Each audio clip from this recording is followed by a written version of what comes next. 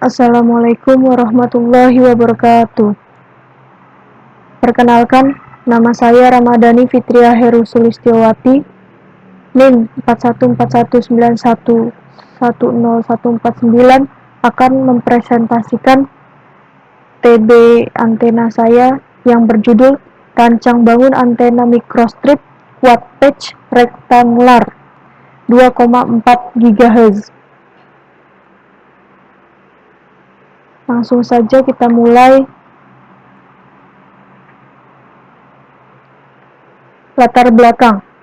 Teknologi Wi-Fi Wireless Fidelity adalah teknologi untuk mengakses internet secara nirkabel yang memungkinkan untuk mengakses internet dalam jaringan LAN (Local Area Network) secara nirkabel.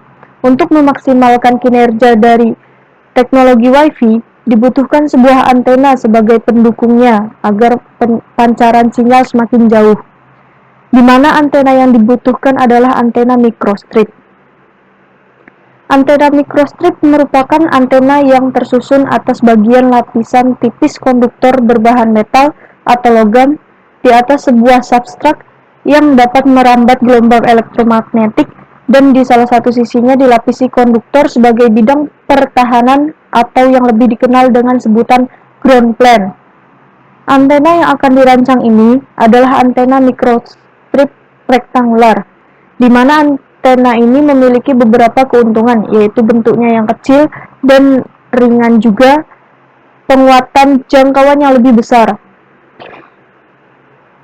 Untuk merancang antena ini, diperlukan perhitungan agar antena yang dirancang dapat memenuhi kriteria dan bekerja sesuai dengan apa yang diharapkan. Dan untuk mengoptimalisasikannya, diperlukan sebuah software dalam perancangannya.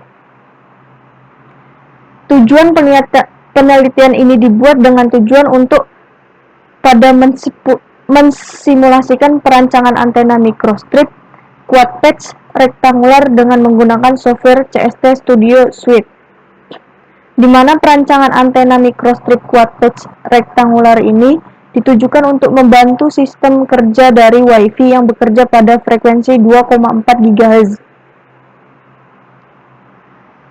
Perancangan antena. Yang pertama, memilih substrat. Untuk mendesain pad antena rektangular, langkah pertama yang harus dilakukan ialah memilih dielectric substrat yang cocok serta ketebalan dan substrat yang digunakan. Substrat yang memiliki ketebalan lebih tebal akan menambah daya radiasi serta memiliki fisik yang lebih kuat. Namun, ia akan menambah tahanan dan rugi permukaan gelombang. Pada perancangan antena ini, penulis menggunakan substratnya FR4 lossy. Yang kedua, menentukan panjang gelombang di ruang bebas. Kita sudah menentukan panjang gelombang di ruang bebas yang hasilnya adalah 12,2 cm. Yang ketiga, menentukan panjang gelombang elemen peradiasi. Untuk menentukan panjang gelombang elemen peradiasi, maka digunakan rumus sebagai berikut, dan kita sudah menghitungnya, yang didapatkan hasil 5,82 cm.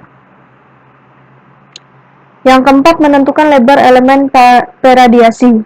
Untuk menentukan lebar dari elemen peradiasi atau patch, digunakan rumus sebagai berikut, yang menghasilkan hasil dari perhitungan kami, yaitu 38,03 mm. Yang kelima, menentukan panjang elemen peradiasi. Untuk menentukan lebar dari elemen peradiasi atau patch, digunakan rumus sebagai berikut. Kami sudah menghitungnya dan menghasilkan 0,7390 mm. Yang itu adalah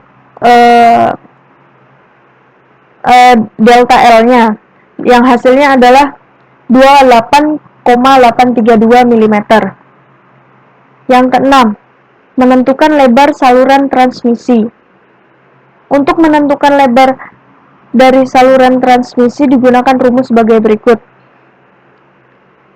Yang sudah kita hitung, yang hasilnya adalah 4,109 mm. Yang ketujuh, menentukan panjang spasi setiap elemen. Kita sudah menentukan panjang spasi setiap elemen, yaitu 61,2 mm. Yang kedelapan, menghitung VSWR-nya yang menghasilkan 1,98. Yang kesembilan, menghitung return loss. Return loss-nya menghasilkan minus 9,63. Hasil simulasi. Dari perhitungan yang telah dilakukan dan memasukkannya ke dalam simulasi, maka bentuk antena yang didapatkan adalah seperti yang diperlihatkan pada gambar di samping. Antena microstrip. Ada antena microstrip rectangular patch dengan 4 elemen dan antena microstrip rectangular patch dengan 4 elemen yang perspektif.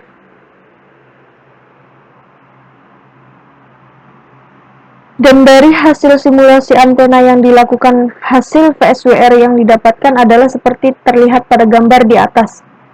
Hasil VSWR yang sebelum dioptimasi dan ada gambar hasil VSWR setelah dioptimasi.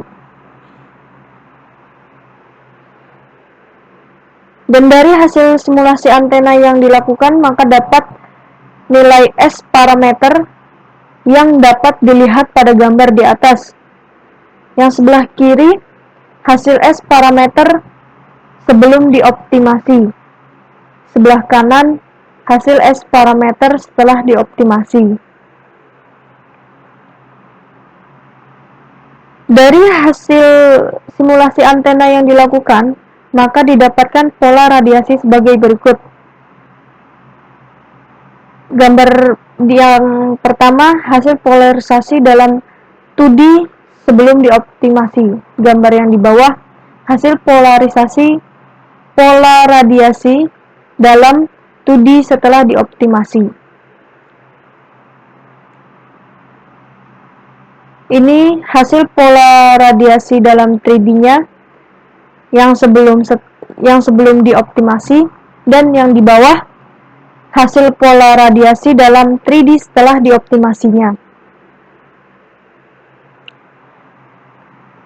Berikut kesimpulan yang kami dapatkan, yaitu pertama, antena dapat bekerja dengan baik pada frekuensi yang sudah ditentukan, yaitu sebesar 2,4 GHz dan dihasilkan VSWR sebesar 1,0399 setelah dilakukan optimasi dengan cara merubah sedikit parameter yang menghasilkan hasil yang hampir ideal.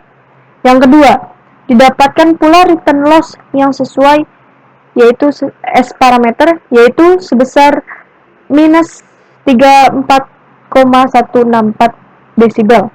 Yang ketiga, sesuai dengan fungsi dari antena microstrip rectangular ini, yaitu sebagai penerima dan pengirim sinyal Wi-Fi, maka dihasilkan pola radiasi unidirectional, yaitu pola radiasi pada satu arah.